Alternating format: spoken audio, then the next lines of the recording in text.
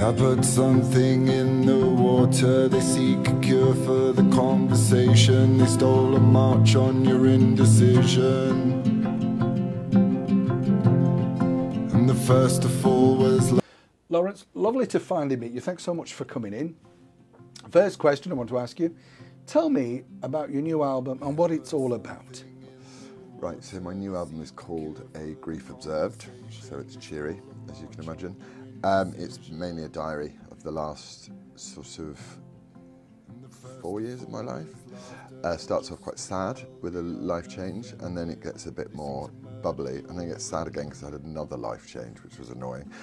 and then it cheers up again. It's quite thoughtful, I would say, and yeah, I'm really interested in words, so I wanted to remove as much of the major instrumentation as possible.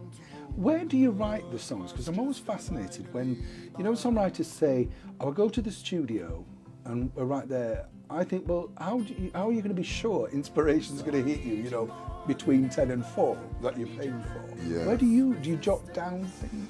I write anywhere from using my phone to record an idea, which I can either hum or I'll sing, or if I can find a piano or a guitar, I'll play it. And then actually I can record pretty well on a phone itself, and then I've got a studio at home. So I do most of the work, 90% of the work outside of the studio at home, and then I take it in and then we do the rest there. That's good though, isn't it? That because that's a bit like the, I don't know if you remember Lionel Barth, of course, who wrote Oliver. He kind of pointed digital music, if you like, because he would sing it into a reel-to-reel, Really? then take it to the producer and go, do this. Right, and Clever idea. And they would take over, yeah. Yeah, very clever. What's your favourite track on the album so far, or does it move around? I think my favourite one is Die on My Feet. What's that about? It's about dying on your feet, not living on your knees. I like Fragile, by the way. Fragile, people like Fragile. Yeah. I get a lot of love for Fragile. Fragile, my original version of Fragile was was much more complicated. Yeah. And then I took it to the producer, and he said, you just can't have that much. You can't progress chords that often. People won't understand what's going on. And I'm like, well, you know, yeah, I can. And he was like, no.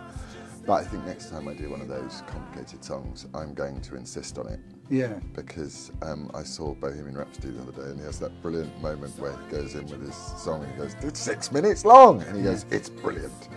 So, I mean... And that's true, actually, isn't it? I think, I think we were saying just before we came into the studio that what I love about the digital age is you can control now what you want to do, because, as you rightly said, somebody like Freddie Mercury, genius, but you can imagine him going in with this and they're going, what? It has to be 3 minutes 10 seconds, or 2:40 or something. The beauty of the way we make music now has totally changed, and this album is a progression for you, because you were originally signed to Universal and now you've gone independent. Do you like the freedom it's giving you, that you don't have to say, I like these songs, and they go, no, we want this one? Yeah, I mean, well, I think on the first one I did, I did an EP and then I did a full album, and it was just quite glitzy, and I'm not particularly glitzy. So there was a lot of arrangement that I'd turn up in the studio and there'd be sort of a lot of string players there and stuff like that, and I was a bit like, oh, great. And it was all fun, but didn't book these. I didn't book these. I didn't pay for them.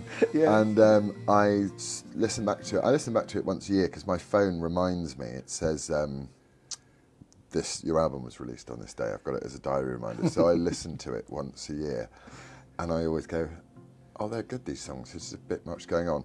So when I did it now through with initially Pledge, who went under, terrible people, and then with Absolute, they let you get on with it. So it was just me and Jonathan Cornby doing it. So it was, you know, in the end there's so little instrumentation, it's mainly just guitars and a bit of piano and a bit of stuff going on. So I think it's better.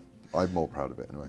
I'm sure you've been asked this question many times, but if you could have picked a direction first, would music have been your first choice and acting second? Or, you know, because you've obviously got a passion for both, so how do you pick it? Do you know what I mean?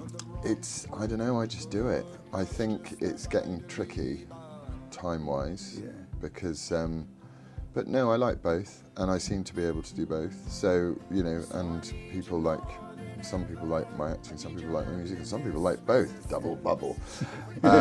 So I don't know is the answer to that question. I think I wouldn't like to give up either of them.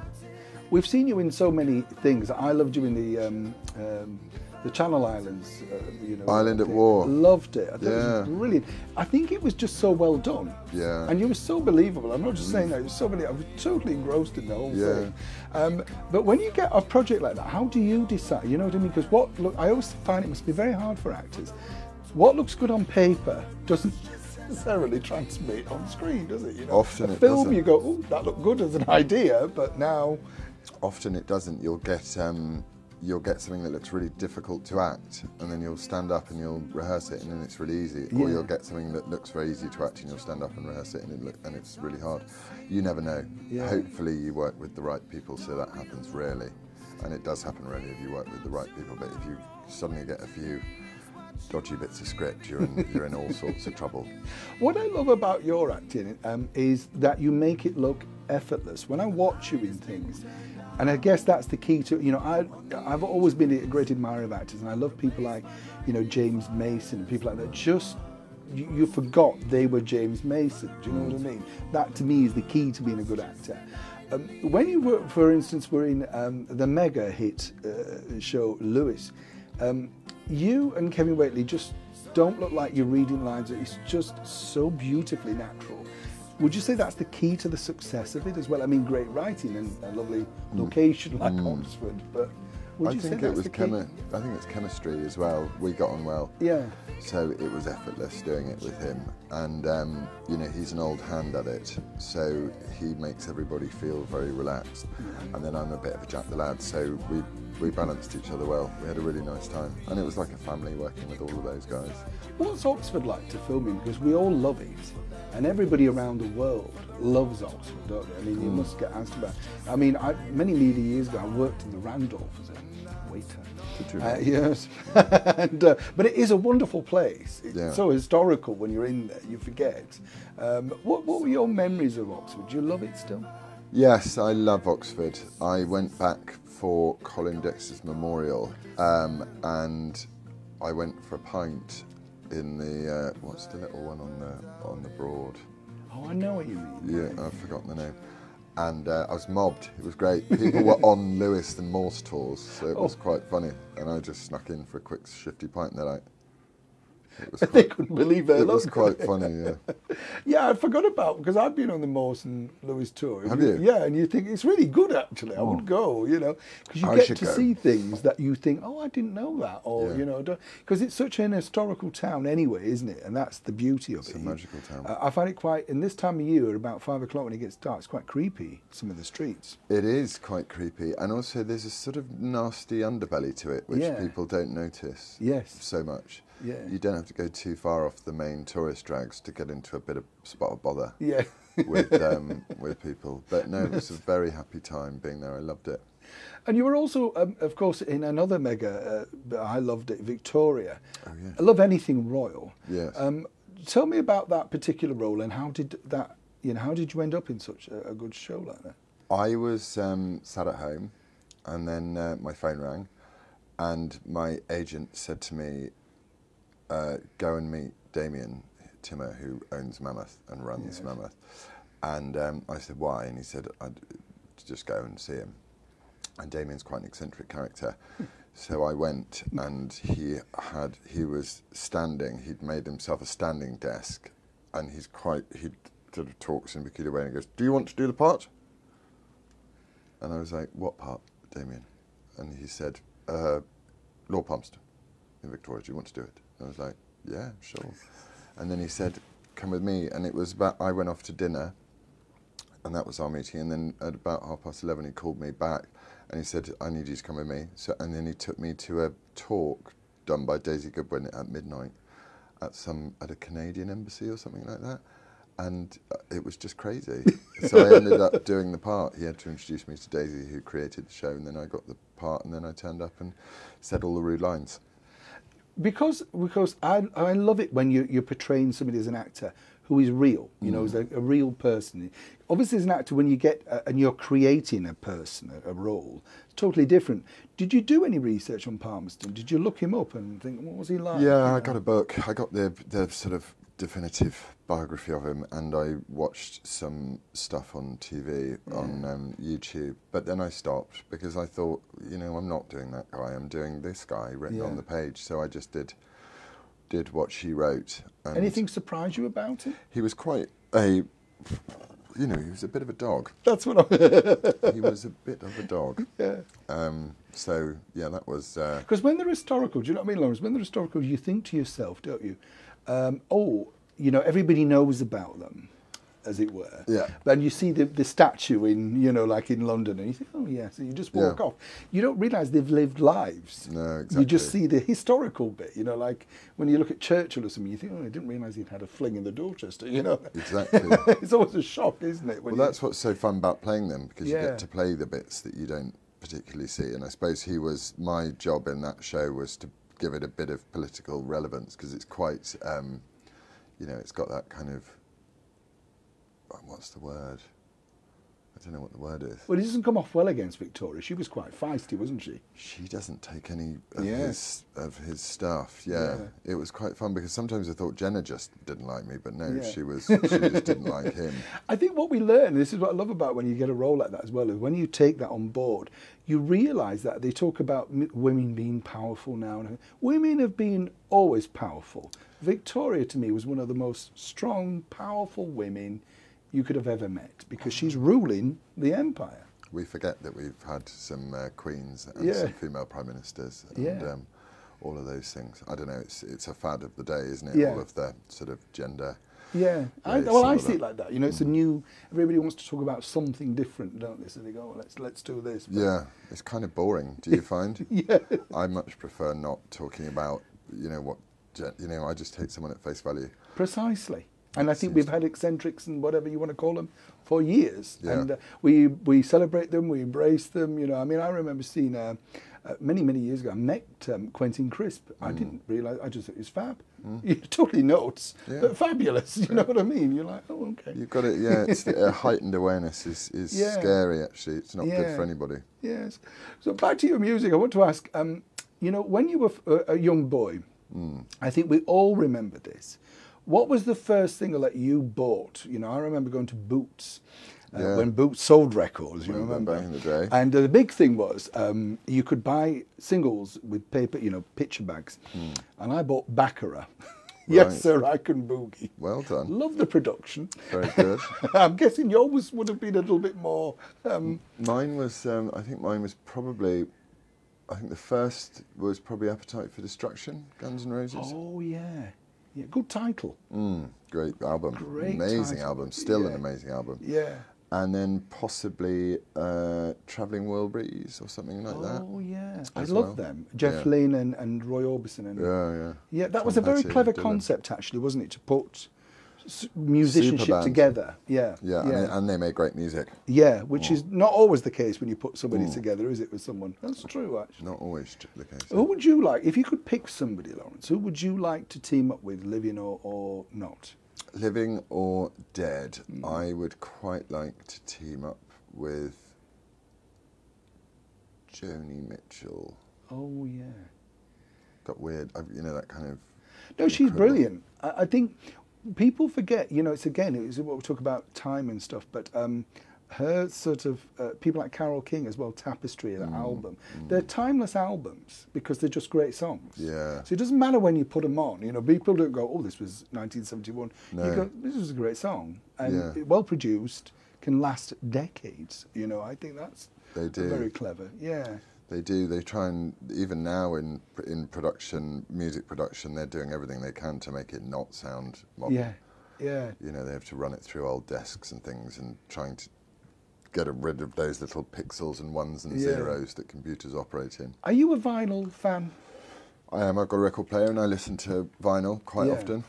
I think that's the magic of why music, you know, like particularly, and I'm not just saying this, particularly somebody like yourself, if I'd have bought you as a teenager, I would have put the album on, walked away from the radiogram, as it were, showing my age now, but then done something, and you soak up songs. And I always think it's not the singles or the highlights, it's the ones that you go, there's something about track 6 that you keep putting the arm back on. Do you know what I mean? Well, I definitely write them for the whole album to be listened to. It's I don't write like, oh, there's songs about that. It all ties together as much as possible. So I do write it as that and order it as a way of going, there, you start there and you finish there. Do you, when you were doing your new album, did you have more songs than you put on? Do you keep writing loads and then? I probably had 50 songs or 55 songs. How do you whittle it down then? How do you decide, or does somebody tell you, look? Well, you disagree. I play them to the producer. Some songs work. Some songs, you know, I get a bit carried away when I write demos as well. I'll write entire sections of various bits, and I'm now trying to stop doing that and just deliver the song. Yeah. But we'll go through them.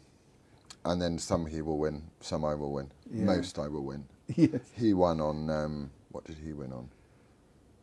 Dead in the Eye. Because I wrote that and I was like, this is too weird.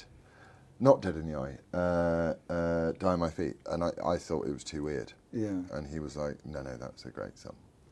Do you know when you're writing a song, I always want to know this with composers, like, are you abstract enough to be able to sit back and go, yeah, this, I can see the appeal of this? Because, you know, when I remember interviewing Burt Bacharach, and I said, how do you know when a song's a hit? You know, do you know as a person? And he said, not really. I write it because I like the song. Yeah. You know? And I thought, oh, that's an interesting concept. Because most people, you get songwriters who write commercially minded. Yeah. And then they go, this is the hook, this is the hit, this is the bit, you know. Do you know that yourself, that what you think, people who love your music, do you think, yeah, they're going to like this because this is what they'd expect from me? I think it's a combination, isn't it? So I often do try and, because I'm saying some quite complicated, I mean, I'm not super bright, so it's complicated for me, thoughts. I try to not make everything too complicated, but I do get a sense of when there's a hooky bit, because I'll sing it to myself. But no, generally I just go, this is what I want to do you like it or not? I'm never trying to, once it's done, it's done. I'm not commercially minded at all. No, it's kind of, I think a lot of people are going that way though, aren't they? Music has changed a lot in the last 5 years. We need authenticity, don't we? Yeah, I think, you know, you go through the marketeer side of it, and, you know, you might look at X Factor or something and you go, I understand why they're doing that. But now we're also seeing a lot of, and it goes back to what we were saying at the beginning, there's a lot of underground music now that people buy in their thousands that doesn't even hit the charts. Yeah. You know what I mean? Which is good. Goes back to another age, really, doesn't it? Where, you know, you look at, say, a lot of the early 60s stuff and you think, yeah, they had a lot of hits, but not necessarily in the top 10. No. You know, it's still, it's a good way of selling. It's whether it survives the test of time, which I think it should do. It's good. Have you got any live dates planned coming up next year? I do. Oh, crikey, I was meant to call him on the way over here, actually. Yeah, I'm just booking a tour for starting probably in 17th February, I think. So that will go around the UK and potentially beyond. We'll have to see. Do you enjoy live? I do now that I've got in-ears, yeah. Yeah. But not until I had in-ears. Oh, okay. Yeah, I hated it until I had in-ears, because I couldn't hear myself. Yeah. Even with monitoring. I just couldn't get my head around it. So now I bought some in-ears and I can do the whole thing. Do you get nervous though? Yeah. Because, you know, people... Much more nervous than I get when I'm acting. I kind of like standing on stage acting because you're taking a break from yourself. So, you know, if you're feeling anxious or depressed or something like that and you're doing a play, you get out and you're somebody else for 2 hours. You're saved for 2.5 hours. Yeah. And actually, Dr. Theatre, you know, it does its bit. But music... It's quite intimate what I do, so I'm trying to work out how to deliver it. Yeah. You know, because I sort of just stand there and I deliver it, and I wonder whether I should engage with it more. I don't know. I've thought about it. I'll have to work it out by the tour, because I'm not going to take a load of band on tour. I'm just going to do very small and intimate. Probably one. I think, you know, somebody like yourself, because I genuinely do enjoy your music. I sat down and enjoyed it, you know, and I thought, I like this. I think if you were to tell little stories about the song, people love that. I'm going to do that. I think I was looking to see, you know, when Kate Bush came back and did Live, and I loved the bits about this. I thought, is that what that's about, really? And for years you think, I thought it was something else. Yeah, I think it would be nice to do that. Yeah, I think because people want to, the way to sell music, in my opinion, nowadays, is people want to know you. You know, they invest in you now because we know you as an actor, and you've had phenomenal success as an actor, but we know you as characters, but we don't know you. And music is a chance to do that, isn't it? To open up the mind, as it were. And your lyrics are quite revealing, shall we say? They are. Well, I mean, I don't know me as a musician. I mean, because I'm quite. It's quite thoughtful and often melancholic, and I'm not really openly. I'm quite thoughtful, but I'm not particularly melancholic. Yeah. So I'm quite bubbly, actually. So you wonder where that's come from, in a sense. So it must be my little soul having its exercise. But also, I mean, this album, I had a rotten old time for a couple of years, but then, you know, you get past it. But that's life, isn't it? And do you think, as a composer now, Laurence, that it's kind of good to have down moments, to go to that down, that you get inspired? Do you know what I mean? Like you go, I never thought I could write this dark, but I can, because you have to have the moment of you know, how do you write about a dark love or unrequited love if you don't get it? You know, you haven't been there. If you know. I really want to write an upbeat song, though. Yeah. I'm quite keen to write an upbeat song, but the minute I start thinking about it, I think, what do I want to say? And then I'm in all sorts of trouble because I've got so many how would I describe it? I've got some fairly unpolitically correct views on stuff, so that's what I end up. Yeah, but I think people would like that, actually. Well, they do, actually, I think, ultimately, because it's probably the view that the silent majority have. Yeah. Not the vocal minority. No, but it's true. I think, you know, I remember sort of when I was growing up, people like the sensational Alex Harvey band and people like, they were totally on PC. Yeah. But actually, they were shocking. You know, Top of the Pops was the only way you could see these things. Yeah. But you didn't get them on much because their songs were a little bit racy, you know what I mean? Racy, exactly. And now you've got the platform of the digital world where you can just put them out, can't you? And you go. Well, I think that's good. It's freeing. Yeah, absolutely. I agree with you. I must mention, as an actor, you've got some tattoos now. When did you start with them? When did you... oh, crikey, look, they're everywhere. When did I start with them? I'm covered in little scratches from my children's parrots. Look at them. They got parrots? Yeah, they got parrots. My son got a parrot for his birthday. Tattoos started when I was 20, and then they just got more and more and more and more and more. I quite like them. Does it take long to cover them up when you're... acting? I do it myself when I'm working. Oh. So because people go, oh, it's going to take me ages, and I say it takes me 2 minutes. Oh, is there a special makeup? Yeah, tattoo glue, it's called. Oh. And it's I think I get 3 and 5, and I mix them together like the good old days of makeup. Oh, like pan stick. Yeah. And I do it with a sponge, and they're always blown away, the makeup artists, because I'm well practiced. And then so that means you could do more, and you're not worried about it. Do you think it could be off-putting for people who might want to cast you if they see you with tattoos? I don't know. I mean, there's a million reasons to not hire someone and to hire someone who understands casting anyway nowadays. So, I mean, I've just played a Mancunian drug dealer, so... Oh, what's that then? For a Netflix show called White Lines. Oh. And was that a challenge? Yeah. Can you do a good Mancunian act? I don't know. Namaste, brother. Namaste. It was all right. Because obviously we want to touch on the fact that you come from, as they always say, an acting dynasty. Your whole family, a bit like mine, are in it. Yeah. When you sit around, are you all? Do you talk business, or is it like now? Never. So you just talk about normal lives? No, in actual fact, we probably actively don't. Yeah. I think. I mean, I always compare it to like being a butcher or an undertaker. It's like, do you go home from undertaking and go, oh, that was a heavy coffin? Yeah. Or butchers to go, place smelt a lot of dead animals there. You know, it's an and sons type business, isn't it? So, yeah. Well, it's like when people ask me, I don't mean the big a little bit, they say, who have you met? And you go, you know, I'd like to think, if it's an accountant, you say, get my books out. So could you do these? Well, I tell you that. Yeah, exactly. Because I won't pay you, but I'll just entertain you. Yeah. Yeah. So it's not, it's sort of downtime and uptime. That's exactly what it's like. You don't want to be asked that sort of stuff when you want to go, this is what I do, and then move on. Often you don't want to talk about yourself as well. Yeah. I find talking about myself pretty tricky. I did a week of promo last week, and I by the end I felt like, oh my God, I don't know what to say.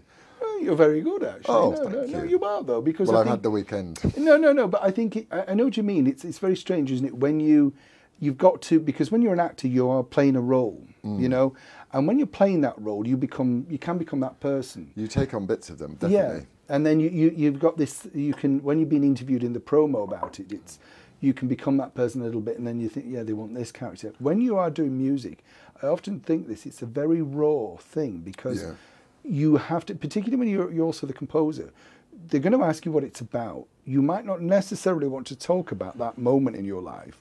And you've also moved on. You know, that's the thing. Yeah.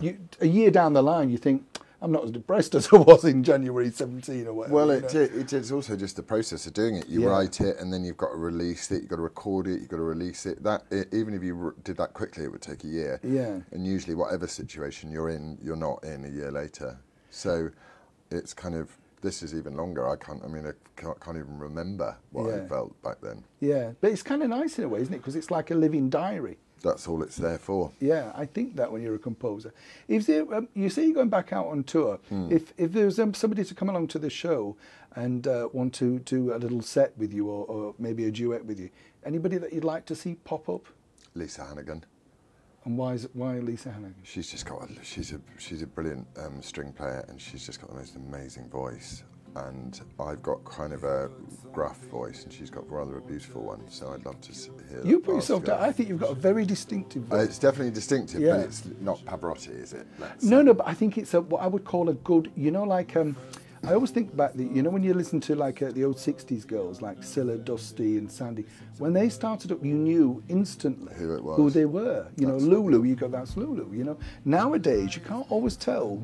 Who these you often girls can't. are. The way they get taught to sing as well. Yeah. You know, vocal coaching is processed to the max. It's compressed to anything, and also they kind of it's getting better now, but it's really nasal, and very American. Yeah. So I had the lovely Izzo Fitzroy sing on the album, and she sang a verse, and I had to make her sing it 4 or 5 times because I was like, no, it's got to be in English. I can't have any American sound. And she was like, it's not American. And I went, it is. It's pervading everything the English say. You know, people can't help but go fast. Yeah. Yeah, that's true, actually, isn't it? Yeah. Has there been any surprises when you first put music out, you know, from other countries? Because obviously your work is shown around the world as an actor. Did you get some sort of like, what, he's doing this? How, you know, he's this? Was there any sort of adverse thing for you? There was... No, I've got like little fan sites in lots of countries though. I noticed that, that's what I was going to say. Yeah, there's a lovely person in America who does one called Laurence Fox Music to the USA. And then I've got Laurence Fox Japan and various things. So, no, not any, I mean, I'm sure there is some adverse stuff, but I'm not really a major comment reader. Yeah. So probably wise. Well, you should really have a thick skin to it, which I do. Yeah. But, yeah, I'm not looking for positive or negative. But I think when you're in the arts, and you know, people often say this, but when whether you're a performer, you know, an actor, a singer, whatever, I think when you, particularly with music, when you've invested your time in it, and you know, music is very personal, you know, because you've gone into the studio, you've arranged it, produced it, you've worked with the producer and all that. And then if somebody comes along and goes, it's not very good, this, you think, oh. Whereas with an acting job, you think you can sort of be slightly more dismissive, because you think, well, you try that, you know, you know what I mean? Because it's not you, is it? It's not necessarily your work. It's a step removed. Yeah. So that is a bonus, but yeah, there's something about music which is intensely personal, and it's particularly what I do. It's extremely personal. But I'm still trying to be a little bit objective, which is why I called it A Grief Observed, not My Grief Observed. Yeah. Because I was trying to talk about the concept of what grief is, rather than what, you know, through the lens of my own grief. But yeah, it's a very personal, human thing to do. I think I genuinely did enjoy your album. Thank you. Listen, thank you so much for coming in today to talk about it. I know, as you rightly said, you probably don't enjoy these interviews, but I've enjoyed learning about you. It's not that I don't enjoy them, it's just that if you talk about yourself for a long period of time, you start to go, oh my God, that's what I'm like. Oh yeah. Oh, do you mean like self-discovery? Yeah, because you're answering questions and you're like, oh wow, that's what I think about that. And that's actually quite emotional. Yeah, You can get, so by the end of, I mean, I'm only starting up now on Wednesday this week, but last week, by the end of the week, I was so shattered. Yeah. On Friday night, I was just like, who am I? Well, no, it is the same. It's when you interview people like yourself and you get a lot of fans and everything, and they say, why didn't they ask me about this? And you think, well, I like to ask questions that I think somebody out there wants to know. Yeah. You know, like about your music. I'm not a personal person, you know. Yeah. I don't want to know anything untoward. So I think, well, if I was buying this album and I didn't know about you, what do I need to know? And it's a fact-finding thing where I go, I get that now. And I think when you ask about music and you've listened to it and you've genuinely, you know, worked out what the song's about, it might make others go and buy it because they're interested. Well, that's the whole point, isn't it? You know. Yeah. But honestly, it's been a real thrill to me. I've loved a lot of your work, and I hope you have a mega success with your new album and all your music. Thank you. We'll put the dates when we get them on the bottom of the screen, and we'll come and see you live. You promise? I promise. I'll be in the front. I'll have my scarf. You'll have to get out. You'll have to get in the way of the girls that wear my merchandise. Oh, don't you worry about that, Laurence. A real pleasure. Thank you so much, love. They have put something in the water. They seek a cure for the conversation.